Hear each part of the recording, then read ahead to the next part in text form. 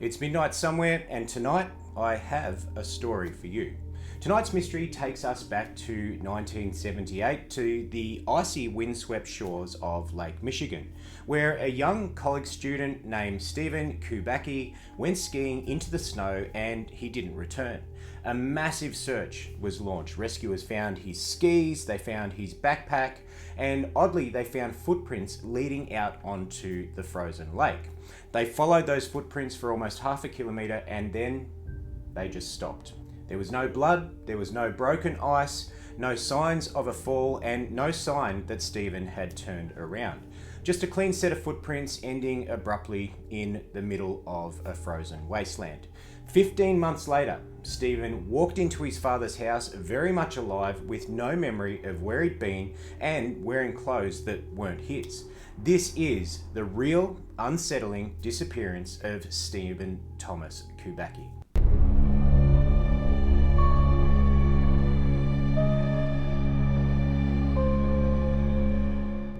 Steven was 23 years old. He was a student at Hope College in Michigan. He was smart, he was calm, and also too, he was very independent. He studied German, he played guitar, and he was also known for being quietly adventurous. On February 20th, 1978, Steven joined his friends on a cross-country ski trip near Lake Michigan. Small beach towns, long frozen shorelines. It was a classic Midwestern winter.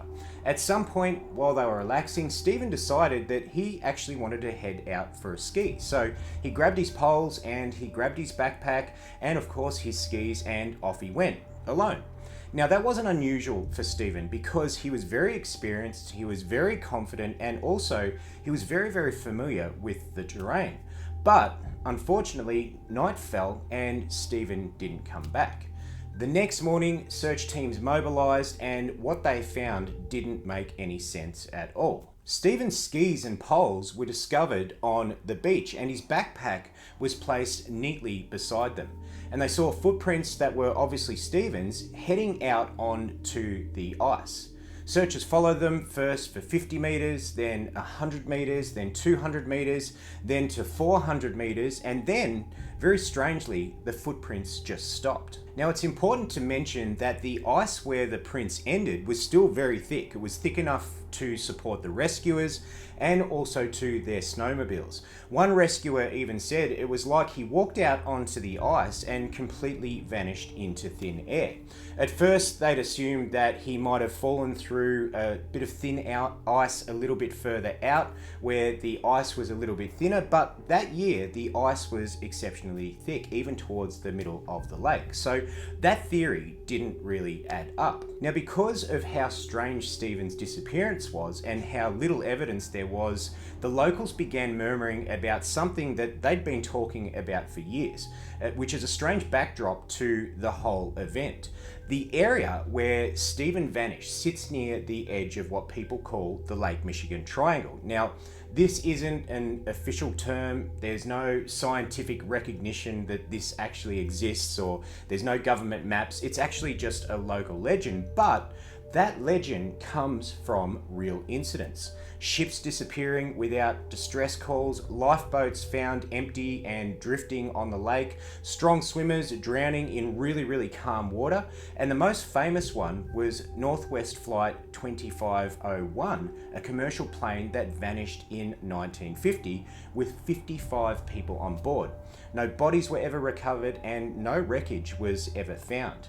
Fishermen, sailors, and long-term locals all say the same thing, that that part of the lake is really, really weird.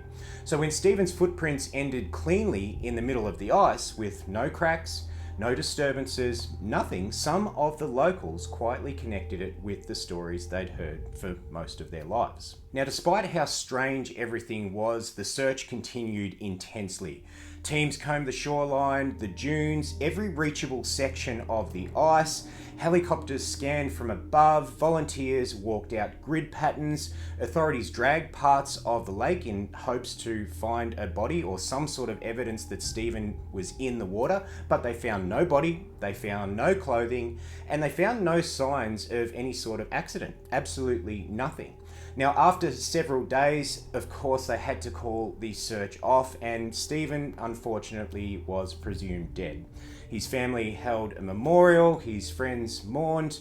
A peaceful weekend had turned into something that nobody could explain. But, in actual fact, Steven wasn't dead, not even close. On May 5th, 1979, more than a year after he vanished, a young man walked into Pittsfield, Massachusetts, 700 miles away. He was thin, he was confused, and he was a little bit exhausted, but he approached a stranger and he said to that stranger, "I think I'm missing. I need help." He didn't know where he was, he didn't know how he got there, he didn't even know how much time had passed.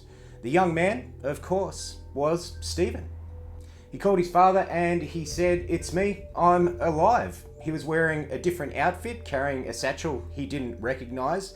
His hair was a little longer, and other than being slightly underweight and a little bit exhausted, he seemed perfectly healthy. He told the investigators when they interviewed him that he actually woke up in the middle of a field.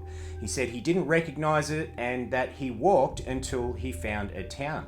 He also mentioned vaguely that he thought he might have taken a language course, that he'd written in journals, that he'd hitchhiked, and maybe that he'd even travelled overseas, but he couldn't remember any of it clearly. Now, as you can imagine, investigators were completely baffled. He had no frostbite, he had no injuries, he had no signs of malnutrition, and mentally, aside from missing memories, he was completely stable. Surviving a Midwestern winter in 1978 with no gear, no shelter, no supplies should have been absolutely and 100% impossible. Now, Steven did say that he felt like he'd been running, but he didn't know from what, and his memories never ever returned. And what made it even stranger is that Steven refused to talk about it afterwards. He declined all interviews, all documentaries, any TV appearances, absolutely everything. He moved on, he earned himself a master's degree, then a PhD, and he built a quiet academic life. He never spoke publicly about what happened.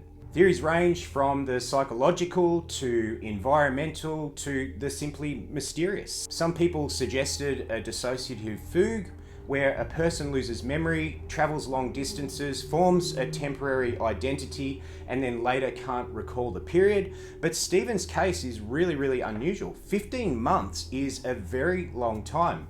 He functioned normally during that time, he survived extreme conditions, and he regained no memories at all.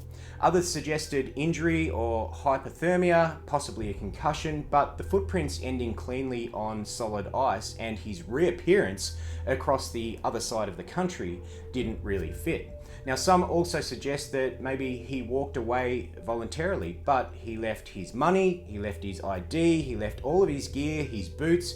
He took absolutely nothing and never explained anything later, which doesn't really line up for somebody that is actually planning to disappear. So to this day, the disappearance of Steven Thomas Kubacki remains one of the strangest missing person cases in American history. Footprints ending abruptly on a frozen lake, a missing year he couldn't explain, a reappearance hundreds of miles away, and a man who chose never to speak of it again. Whether it was a psychological break, a survival story he didn't want to relive, or something tied to that strange stretch of Lake Michigan the locals whisper about, nobody knows. So if you like dark stories told at midnight, make sure you hit the like button and you subscribe. I drop 3 new mysteries every single week, and until then, I'll see you at midnight.